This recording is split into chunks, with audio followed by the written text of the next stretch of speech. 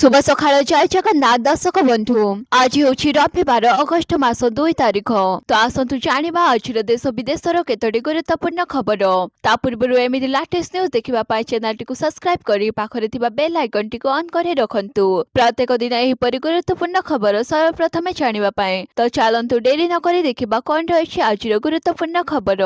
आज प्रथम खबर पेपर लीक विरोधी बिल पास परीक्षा प्रश्नपत्र लीक मामला दोषी विरुद्ध तुरंत शुणाणी प्रत्येक राज्य में फास्ट ट्रैक कोर्ट स्थापन करने दंड बढ़ाइबा प्रस्ताव थिबा एक बिल को राष्ट्रपति मंजूरी मिली।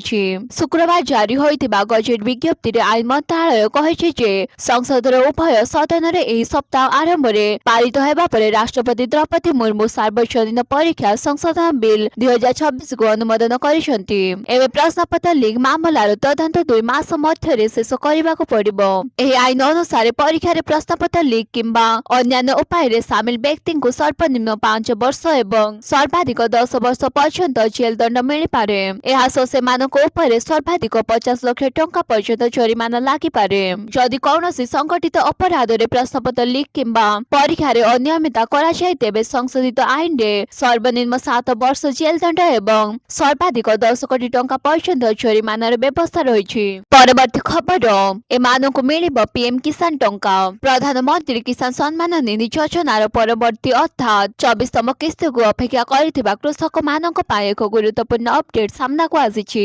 निकटरे केंद्र कैबिनेट एही योजना को 2030-31 वर्ष पर्यंत जारी रखिबाकू मंजूरी दैछंती। एबे योजनार निर्धारित चक्र अनुसार परवर्ती 2000 टंकार किस्ती नवेम्बर-डिसेम्बर 2026 मध्य चाषी अकाउंट को पठा जाय पारे। प्रधानमंत्री किसान सम्मान निधि योजना अधीन योग्य चाषी को प्रति वर्ष 6000 टंकार आर्थिक सहायता 3टी समान किस्ती रे दिया जाय थाए। प्रत्येक किस्ती रे 2000 टंका सीधा सड़क डीबीडी जरिया कृषकों बैंक अकाउंट को पठा जाए। योजना अनुसार प्रथम किस्ती एप्रिल रु जुलाई, तृतीय किस्ती डिसेम्बर रु मार्च मध्य जारी करा जाय थाए। 23तम किस्ती जारी हेबा परे एबे एक निर्धारित समय सूची अनुसार 24तम किस्ती नवेम्बर-डिसेम्बर 2026 मध्य चाषी अकाउंट को ट्रांसफर करा जाय पारे। परवर्ती खबर दीपावली सुधा तुटिबो महानदी कली 10 वर्षर विवाद रे पड़िबो पूर्णछेद। महानदी जल विवादर समाधान नहीं पुणी आशा दोहराइले मुख्यमंत्री मोहन चरण माझी। से कहछंती जे दिल्ली बैठक रे छत्तीसगढ़ सह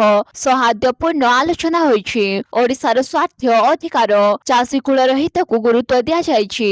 टेक्निकल टीम 3 मास मध्य विस्तृत भावे आलोचना करिवे। कौनसी राज्यर स्वार्थ को बलि दिया जिबनी बोली जलशक्ति मंत्री कहछंती। सेंट्रल वाटर कमिशन मध्यस्थतारे आगको आलोचना जारी रहिबो। दीपावली सुधा विवाद समाधान होई पारे। केंद्र सरकार और छत्तीसगढ़ सरकार ऊपर पूरा भरोसा अछि बोली मुख्यमंत्री कहछंती। परवर्ती खबर बन्या रे 8 लाख प्रभावित। आकाश मार्ग रु 12टी ब्लॉक रो स्थिति अनुध्यान पर मुख्यमंत्री मोहन चरण माझी बड़ सूचना। 69,000 लोकों को सुरक्षित स्थान को स्थानांतर करा जायछि। 17 वार्ड 7टी एनडीआरएफ 229 अग्निशम टीम नियोजित अछंती। 67टी आश्रय स्थल और रिलीफ कैंप रे क्षतिग्रस्त लोकों पाई रहिबा सुखिला और रंधा खाद्य व्यवस्था पीवा पानी और डाक्टरी सेवार व्यवस्था करा जायछि। ए समस्त जिला गुड़िक वरिष्ठ अधिकारी माने क्षेत्र स्तर रे रिलीफ पुनः उद्धार कार्य तदारख करुछंती। पानी छाड़िबार 3 दिन भितर क्षयक्षति आकलन रिपोर्ट देबाकू जिलापाल को निर्देश दिया जायछि।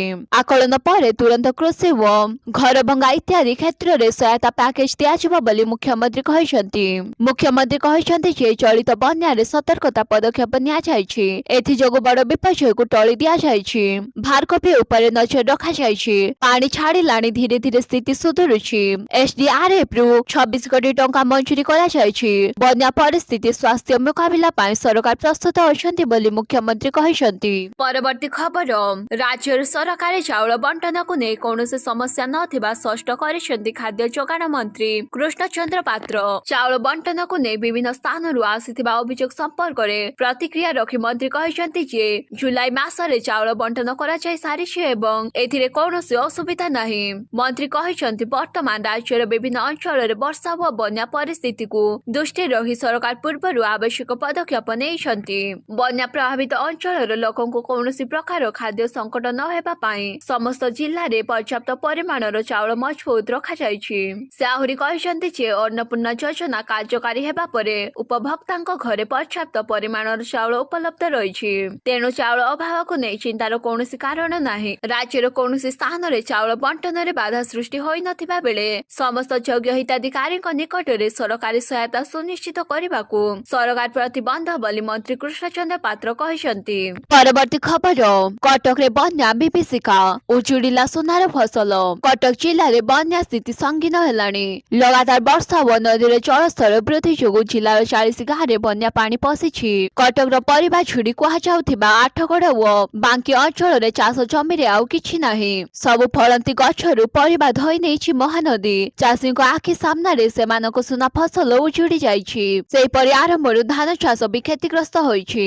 आठगड़ व बांकी रो प्राय 2000 हेक्टर चाष जमी पानी घेर रे रहिथिबारु देखिबाकू मिलिछि। अन्य पक्षरे प्रशासन रिपोर्ट रे कटक जिल्ला रे 2 ब्लॉक रो मात्र 12टी ग्राम बन्या द्वारा प्रभावित होइछि। परवर्ती खबर जून सुखिला पड़िला जुलाई निर्धूम ढालिला। एते वर्षा जे अधा ओडिसा रे वर्तमान बन्या विपत्ति लागि रहिछि। भारतीय पाणीपाग विज्ञान विभाग जारी करिଥିବା मौसमी रो आगामी 2 मासिया पूर्वानुमान करिछि जे अगस्त व सेप्टेम्बर मास रे ओडिसा रे वर्षा कम रहिपारे। जून 1 रु डिसेम्बर 30 पर्यंत समय को भारत रे मौसमी वर्षा रो अवधि कुहा जाए। जुलाई शेष हेबा सह मौसमी रो अधा अवधि सरिछि। आगामी अवधि देश रे वर्षा परिमाण स्वाभाविक ठारू कम रहिबा नै आईएमडी आकलन करिछि।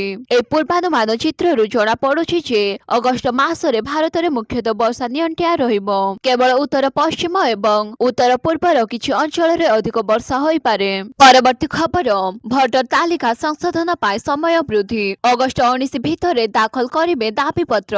सेप्टेम्बर 21 रे चूड़ांत तालिका।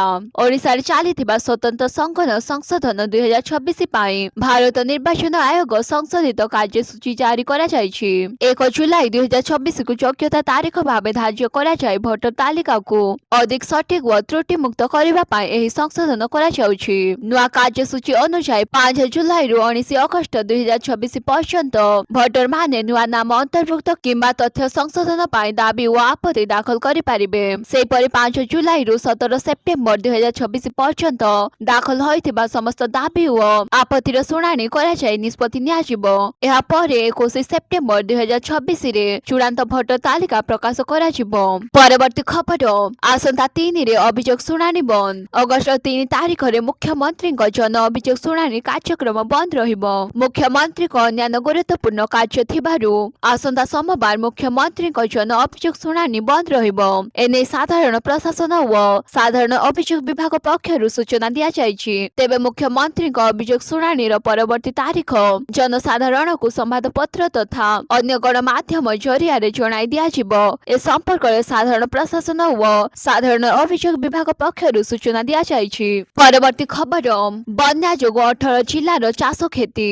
राज्य रे बन्या जोगु 18टी जिल्लार हेक्टर हेक्टर चाष जमी प्रभावित होइछि। तुरंत आवश्यक जरूरीकालीन पदक्षेप एवं सहायता व्यवस्था करबाकू प्रक्रिया आरंभ करिसंती। बन्या जोगु होइथिबा फसल क्षयक्षतिर आकलन करबा बाबदरे अधिकारी माने किभଳି तुरंत पदक्षेप नेबे से नै उपमुख्यमंत्री कनक वर्धन देवसिंह अध्यक्षतार एक उच्च स्तरीय समीक्षा बैठक अनुष्ठित होइछि। शुक्रवार अनुष्ठित एही उच्च स्तरीय समीक्षा बैठक रे तुरंत एवं स्वच्छ मूल्यांकन निश्चित करबा पाई सरकार एक स्वतंत्र आकलन कमिटी गठन करिसंती। जहा शीघ्र विस्तृत फसल क्षतिपूरण रिपोर्ट प्रदान करिबो। एही रिपोर्ट आधारे एक व्यापक कृषि सहायता पैकेज घोषणा कराजिबो जोंथिरे सर्वाधिक प्रभावित जिल्ला गुडी को अधिकारिक दियाजिबो। परवर्ती खबर राष्ट्रपतिଙ୍କ ग्रस्त पूर्व सुरक्षा व्यवस्थार समीक्षा।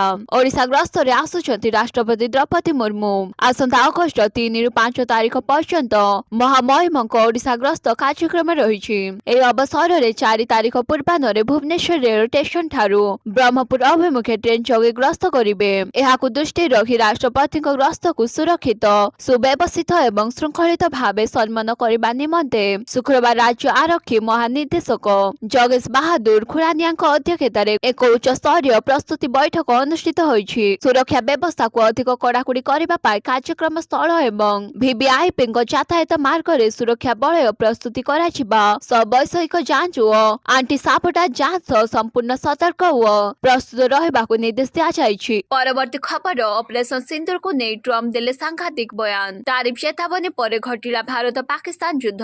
अमेरिका राष्ट्रपति डोनाल्ड ट्रम्प पुणी थरे एक बड़ दाबी करिसंती। से कहिसंती जे ऑपरेशन सिंदूर समय रे भारत एवं पाकिस्तान मध्य युद्ध रोकिबारे अमेरिका गुरुत्वपूर्ण ଗୁରୁତ୍ୱପୂର୍ଣ୍ଣ ଭୂମିକା ଗ୍ରହଣ କରିଥିଲା। ଟ୍ରମ୍ପଙ୍କ ଅନୁଯାୟୀ ଆମେରିକା ପକ୍ଷରୁ ଦିଆଯାଇଥିବା କଡ଼ା ଟାରିଫ ଚେତାବନୀ ପରେ ଉଭୟ ଦେଶ ପଛଘୁଞ୍ଚା ଦେଇଥିଲେ। ଟ୍ରମ୍ପ କହିଛନ୍ତି ଯେ ସେ 2050% ଟାରିଫ ଲଗାଇବାକୁ ଚେତାବନୀ ଦେଇଥିଲେ, ଯାହା ପରେ ଉଭୟ ଦେଶ ଆଲୋଚନା କରି ଯୁଦ୍ଧ ନ କରିବାକୁ ନିଷ୍ପତ୍ତି ନେଇଥିଲେ। ତେବେ ଭାରତ ଟ୍ରମ୍ପଙ୍କ ଏହି ଦାବିକୁ ସମ୍ପୂର୍ଣ୍ଣ ରୂପେ ପ୍ରତ୍ୟାଖ୍ୟାନ କରିଛି। ଭାରତ କହିବା କଥା ହେଉଛି ପାକିସ୍ତାନ ବିରୋଧରେ ସାମରିକ କାର୍ଯ୍ୟାନୁଷ୍ଠାନ ରୋକିବାରେ କୌଣସି ତୃତୀୟ ଦେଶର ଭୂମିକା ନଥିଲା। ଭାରତ ସଦା ସର୍ବଦା ସ୍ପଷ୍ଟ କରି ଆସିଛି ଯେ ଉଭୟ ଦେଶ ମଧ୍ୟରେ ଶାନ୍ତି ପ୍ରତିଷ୍ଠା ପାଇଁ କୌଣସି ତୃତୀୟ ଦେଶର ମଧ୍ୟସ୍ଥତା ଆବଶ୍ୟକ ପଡ଼ିନଥିଲା। ପରବର୍ତ୍ତୀ ଖବର, ସରକାର କଲେ ବଡ଼ ଦାବି। କେନ୍ଦ୍ର ସରକାର ସଂସଦରେ ପେଟ୍ରୋଲରେ ଇଥାନଲ ମିଶ୍ରଣ ନୀତିକୁ ଦୃଢ଼ ଭାବରେ ସମର୍ଥନ କରିଛନ୍ତି। ସରକାର ସ୍ପଷ୍ଟ କରିଛନ୍ତି ଯେ ଯଦି ଏହି ପଦକ୍ଷେପ ନିଆଯାଇ ନଥାନ୍ତା ତେବେ ବିଶ୍ୱ ସ୍ତରରେ ଔଷଧିତ ତୈଳ ମୂଲ୍ୟ ବେରେଲ ପିଛା $135 ଛୁଇଁବା ସମୟରେ ଦେଶରେ ପେଟ୍ରୋଲର ମୂଲ୍ୟ ଲିଟର ପିଛା 125 ଟଙ୍କା ପର୍ଯ୍ୟନ୍ତ ବୃଦ୍ଧି ପାଇଥାନ୍ତା। ପେଟ୍ରୋଲିୟମ ମନ୍ତ୍ରଣାଳୟ ଅନୁସାରେ ମଧ୍ୟପ୍ରାଚ୍ୟ ସଙ୍କଟ ସମୟରେ ଘରୋଇ ଭାବରେ କ୍ରୟ କରାଯାଉଥିବା ଇଥାନଲ ବ୍ୟବହାର ଯୋଗୁଁ ଗ୍ରାହକମାନେ ପ୍ରାୟ ଲିଟର ପିଛା 30 ଟଙ୍କା ସିଧାସଳଖ ସଞ୍ଚୟ କରିପାରିଥିଲେ, ଯାହା ଫଳରେ ସେମାନେ ଅଧିକ ପରିମାଣ ବଦଳରେ ଲିଟର ପିଛା 94.77 ଦେବାକୁ ସକ୍ଷମ ହୋଇଥିଲେ। କେନ୍ଦ୍ର ସଡ଼କ ପରିବହନ ମନ୍ତ୍ରୀ ନୀତିନ ଗଡ଼କରୀ ଲୋକସଭାରେ ସୂଚନା ଦେଇଛନ୍ତି ଯେ E20 ପେଟ୍ରୋଲ ପ୍ରଚଳନ ପୂର୍ବରୁ ଅଟୋମୋବାଇଲ ଏବଂ ତୈଳ କମ୍ପାନୀଗୁଡ଼ିକ ସହିତ ପରାମର୍ଶ କରାଯାଇଥିଲା। ଇଞ୍ଜିନିୟର ସ୍ଥାୟିତ୍ୱ, ଉତ୍ପାଦନ ସୁସଙ୍ଗତା ଏବଂ ପ୍ରଦୂଷଣ ସ୍ତରର ସମ୍ପୂର୍ଣ୍ଣ ପରୀକ୍ଷା ଏବଂ ଯାଞ୍ଚ ପରେ ଏହି ନିଷ୍ପତ୍ତି ନିଆଯାଇଛି।